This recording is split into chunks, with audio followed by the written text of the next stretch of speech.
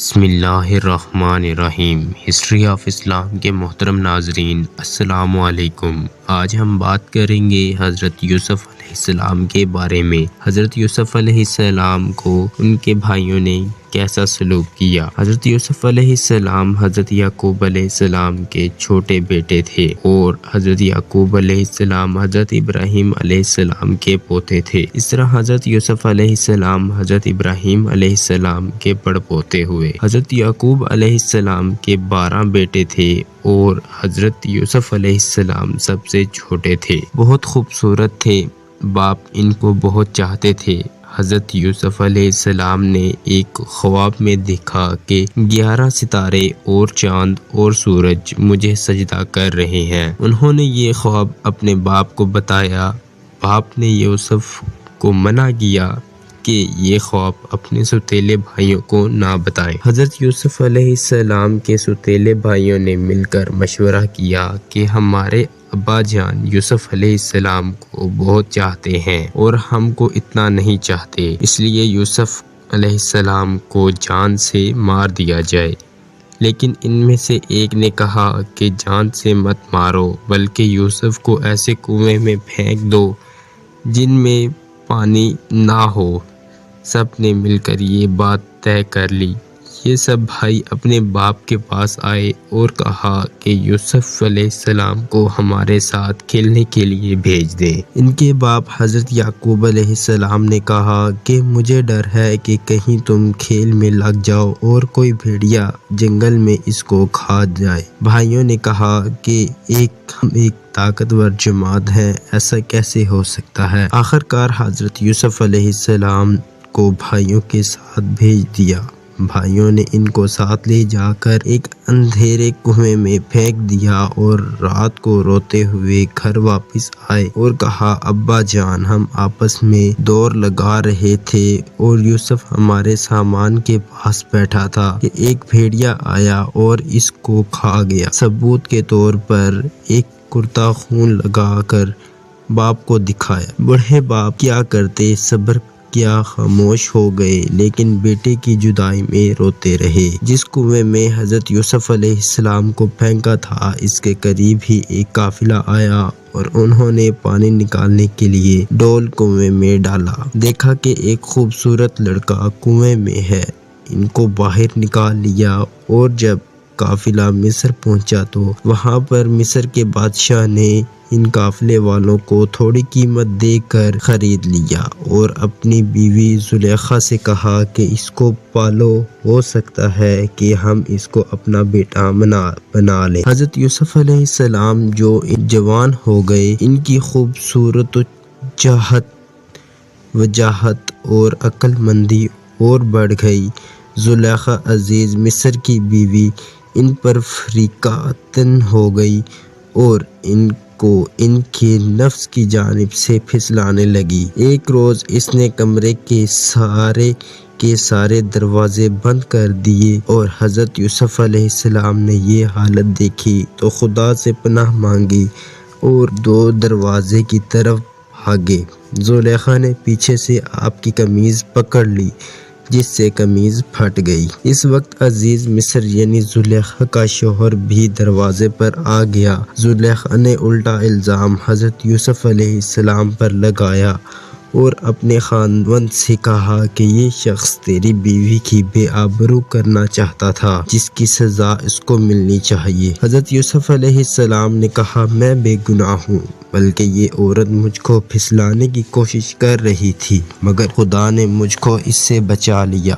آخر یہ معاملہ قاضی کے پاس پیش ہوا۔ قاضی نے حضرت یوسف علیہ السلام سے صفائی کے لیے گواہ طلب کیے۔ حضرت یوسف علیہ السلام نے عزیز مصر کے خاندان کے ایک معصوم اور ننھے بچے کی طرف اشارہ کیا کہ یہ اس وقت موجود تھا، یہ سچی گواہی دے گا۔ ننھے بچے نے کہا کہ اگر قمیض آگے سے پھٹی ہوئی ہے تو یوسف مجرم ہے اور اگر قمیض پیچھے سے پھٹی ہوئی ہے تو یوسف سچے ہیں اور زلیخا جھوٹی ہے۔ جب حضرت یوسف علیہ السلام کا کرتا دیکھا تو وہ پیچھے سے پھٹا تھا۔ عزیز مصر نے حضرت یوسف علیہ السلام سے کہا کہ اس بات کو جانے دو اور زلیخا سے کہا کہ معافی مانگ کر حقیقت میں تو قصوروار ہے۔ اس واقعے کی خبر سارے مصر میں پھیل گئی اور عورتیں آپس میں باتیں کرنے لگیں کہ زلیخا اپنے غلام کو چاہتی ہے۔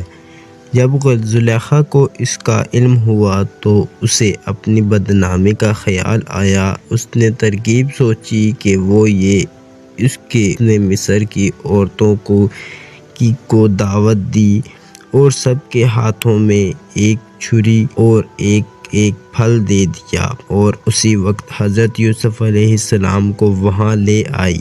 عورتوں نے جب حضرت یوسف علیہ السلام کے حسن و جمال اور خوبصورتی کو دیکھا تو وہ اپنے ہوش میں نہ رہیں اور چھریوں سے بجائے پھلوں کے اپنے ہاتھوں کو کاٹ دیا اور کہنے لگی، واقعی یہ کوئی انسان نہیں فرشتہ ہے۔ زلیخا نے ان سے کہا کہ یہ وہی شخص ہے کہ جس کے لیے تم مجھے ملامت کرتی ہو۔ میں حقیقت میں اس کو چاہتی ہوں۔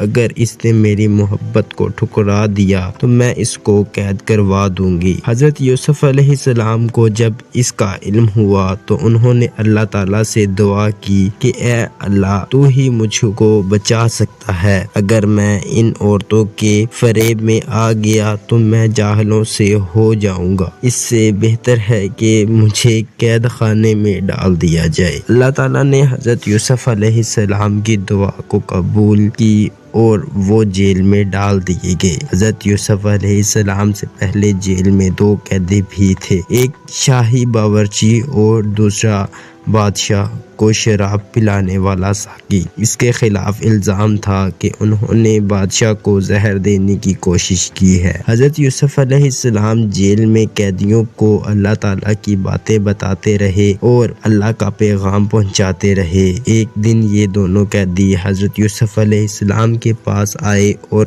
انہوں نے کہا کہ ہم نے ایک عجیب خواب دیکھا ہے۔ ساقی نے کہا کہ میں نے یہ دیکھا ہے کہ بادشاہ کو انگور کی شراب پلا رہا ہوں۔ باورچی نے کہا میں نے دیکھا ہے کہ میرے سر پر روٹیاں ہیں اور پرندے ان کو نوچ نوچ کر کھا رہے ہیں۔ یہ خواب بیان کرنے کے بعد انہوں نے حضرت یوسف علیہ السلام سے اس کی تعبیر پوچھی۔ حضرت یوسف علیہ السلام نے بتایا کہ ساقی تو جیل سے چھوٹ جائے گا اور پھر بادشاہ کی ملازمت میں جا کر اس کو شراب پلائے گا اور باورچی کو سولی پر چڑھا دیا جائے گا اور اس کی لاش کو جانور کھا جائیں گے۔ ایسے ہی ہوا، اللہ تعالیٰ نے ساقی کو رہا کر دیا اور باورچی کو سولی ہو گئی۔ حضرت یوسف علیہ السلام ان کے بعد 20 سالوں جیل میں رہے لیکن کسی کو ان کی رہائی کا خیال نہ آیا۔ اتفاقاً ایک مرتبہ مصر کے بادشاہ نے خواب میں دیکھا کہ 7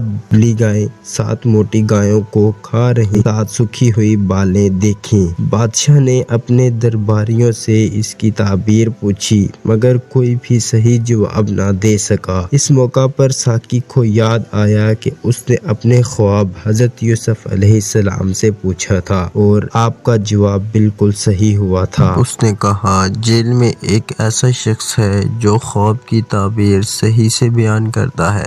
بادشاہ نے جس کو عزیز مصر کہتے تھے اجازت لے کر وہ جیل میں گیا اور حضرت یوسف علیہ السلام سے سارا واقعہ بیان کیا۔ حضرت یوسف علیہ السلام نے فرمایا کہ اس خواب کی تعبیر تو یہ ہے کہ 7 سال ملک میں خوب غلہ پیدا ہوگا اور 7 سال سخت قحط پڑے گا اور پھر 1 سال آئے گا جس میں خوب بارش ہوگی اور غلہ ہوگا۔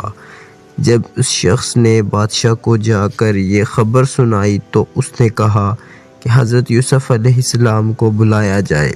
حضرت یوسف علیہ السلام کے پاس گیا اور بادشاہ کا پیغام سنایا تو اس نے فرمایا ان عورتوں کو کیا حال ہے جنہوں نے اپنے ہاتھ کاٹ لیے تھے، بے شک میرا رب ان کے مکرور فریب سے واقف ہے۔ بادشاہ نے ان عورتوں کو بلا کر پوچھا کہ انہوں نے کہا کہ ہم نے حضرت یوسف علیہ السلام میں کوئی برائی نہیں دیکھی۔ یہ دیکھ کر زلیخا بھی بولی کہ اب جب کہ حق ظاہر ہو گیا ہے، سچ بات یہ ہے کہ میں نے ہی حضرت یوسف علیہ السلام کو ورگلایا تھا اور وہ بالکل سچا ہے۔ محترم ناظرین، آج کی ویڈیو اچھی لگے تو چینل کو سبسکرائب لازمی سے کر دیں اور ویڈیو کو لائک لازمی سے کر دیں۔ انشاءاللہ ملتے ہیں اگلی نیکسٹ ویڈیو میں۔ اللہ حافظ۔